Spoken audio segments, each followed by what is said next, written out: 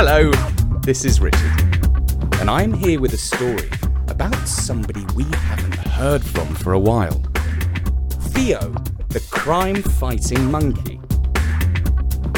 His first story, long ago, was called The Monkey Who Loved Chocolate. Since then, he's escaped from the zoo and become an animal who stands up for justice.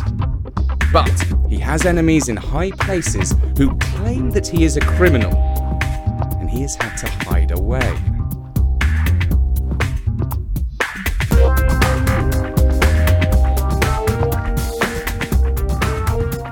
About half an hour's train ride out of the big city is a town called Burbington. It's a quiet place, best known for the pleasant walks in the nearby woods.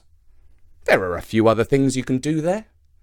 On Mondays and Thursdays, in the church hall, Miss Dupont holds her ballet class.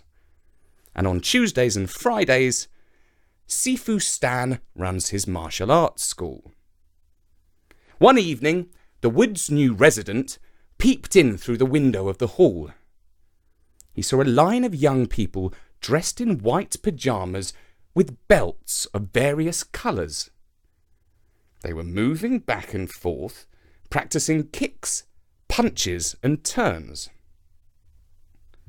Theo thought, I don't like violence, but there are times when a few of these moves would come in handy for a vigilante monkey.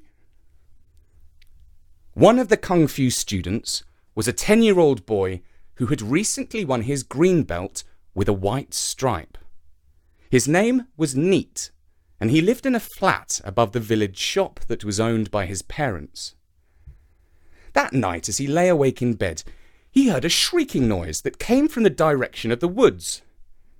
Neat liked to watch nature films on TV, and he thought, "I'm sure that's the voice of a monkey." Near the top of a tall tree in Burbington Woods, Theo held his radio close to his furry ear and listened to the midnight news. City Park will be closed to the public while police conduct a massive hunt for the fugitive monkey Theo, who escaped from prison last week. You might think that Theo would be pleased to hear that he was one step ahead of the law. It had been a wise move to quit the city for the suburbs. But in fact, he shook the radio saying, "You stupid humans!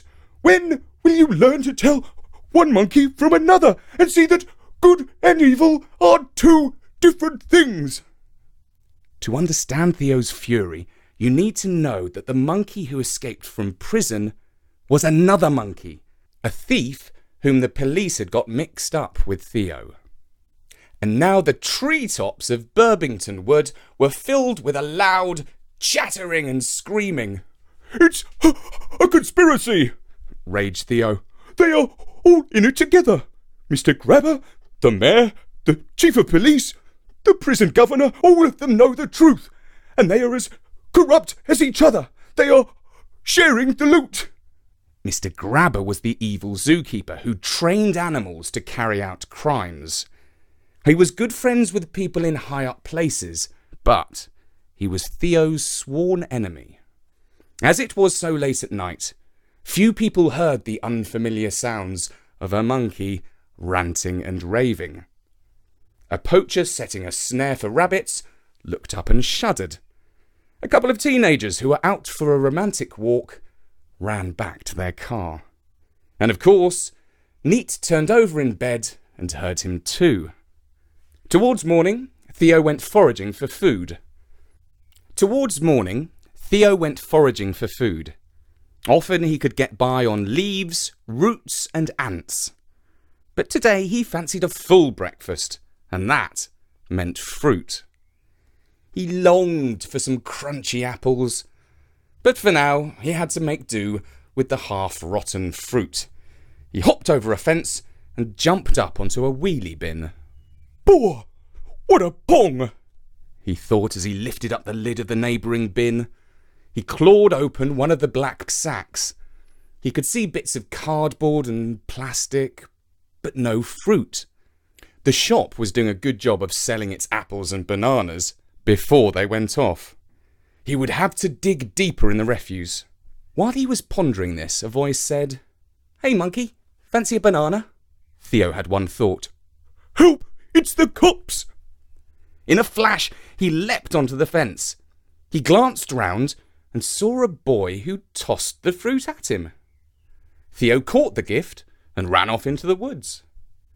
Theo wondered if he should return for breakfast the following morning.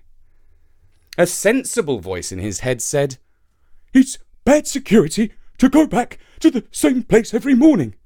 It makes it only too easy for my enemies to set a trap. But a more monkeyish voice told him, The banana feels so much better in my tummy than a worm. He's just a boy who gave it to me. And he seems kind. And funnily enough, the boy was pondering a similar question. I wonder if I'll see the monkey tomorrow. The question was answered when Theo woke up craving for bananas. He might be smart, but in the end we all have instincts, and a monkey feels the pull of a good meal. He sat on the fence and waited. The boy came out and threw him a banana and an apple. Then the following day, the same thing happened. Theo was starting to feel comfortable in his new woodland home. But on the radio he was hearing disturbing reports of criminal goings-on in the city. The animal gang have struck again. Police are examining CCTV footage showing a group of chimps and monkeys using heavy cutting equipment to break into a jewellery store. They escaped over rooftops with valuables worth over £3 million. It always made Theo angry to hear about crimes being committed. But he also thought, It is too much for me to fight this on my own. Now, not all the daily news interests children. But when crimes are being carried out by animals, that gets talked about at school. A boy called Giles said that his mum was too scared to go to the city in case she was robbed by monkeys. A girl called Lisa claimed that the animals were already burgling houses in Burbington. That's nonsense, said Neat. All the crimes are in the city. My dad saw a monkey in the woods, claimed Lisa. The police aren't saying anything because they don't want to scare people. He just imagined he saw one, insisted Neat. There are no monkeys in Burbington Woods. How do you know? Asked Giles. There might be 1,000 monkeys hiding among the trees, and they will come out one day and riot through the town, burning cars and smashing windows. They'll be sure to break into your shop and steal all the bananas. I'm not scared, said Neat. But he began to wonder if perhaps he was doing a silly thing by helping the monkey. Maybe he was a criminal after all, and just looked cute, hungry, and in need of help. Who could he talk to? If he told his secret to his parents, he knew that they would call the police. After his mum and dad, the person he most looked up to was Sifu Stan, his kung fu teacher. He decided to consult him. You did well to tell me, said Sifu when he heard Neat's story. Your friend, the monkey, is a criminal who is wanted by the police. But Neat shook his head and said, Sifu, I know he's not bad. If he's done all those big crimes like they say he has, why is he stealing bananas from the bins? He should be rich and living a life of luxury. I see your point, said Sifu. I would like to talk to this monkey. Can you really talk to animals? Asked the boy. Anyone can say anything to anybody, said Sifu. The clever part is to understand. Sifu usually began his day at 5:30 a.m.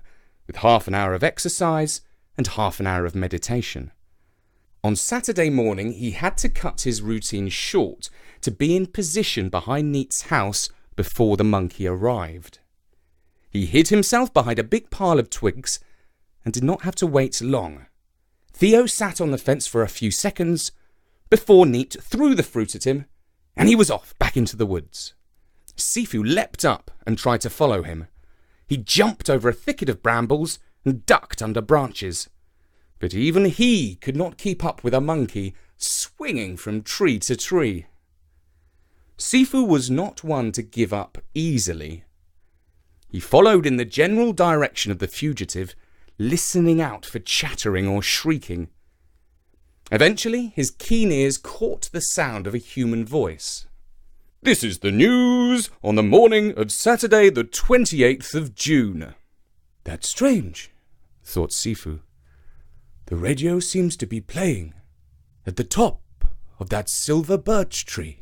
Next to the silver birch stood a pine tree with nicely spaced branches that were good for climbing.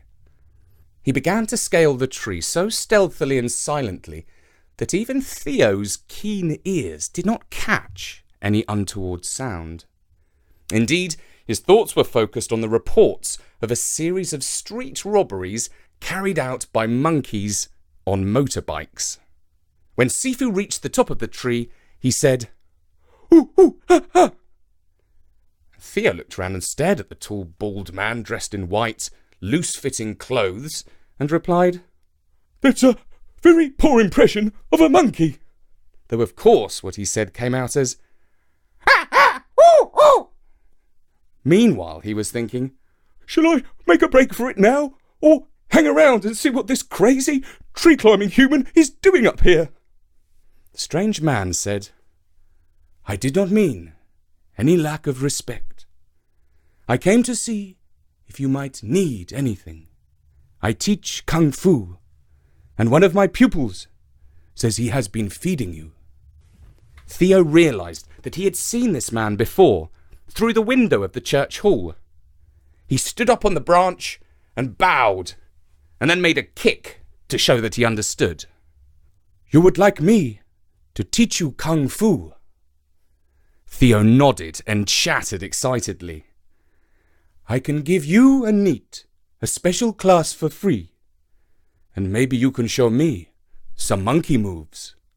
But first, I have to know that you are not a criminal, like they say on that radio of yours. Theo shook his head. I don't believe that you are, said Sifu. I have taught martial arts for enough years to develop some strong instincts. I almost always know if somebody is going to misuse what I teach them. Theo nodded. You understand every word I say, don't you? And Theo nodded some more. Well, come to the church hall at 6 o'clock this evening, and we shall start our training, said Sifu. He thought for a moment and added, You don't have a watch, do you? Theo pointed to the radio to show that was how he found out the time. Right then, said Sifu. I will be expecting you. And that's where we leave our hero, Theo the crime-fighting monkey, for now. Do tune in next time for the next instalment on storynori.com. For now from me, Richard, goodbye.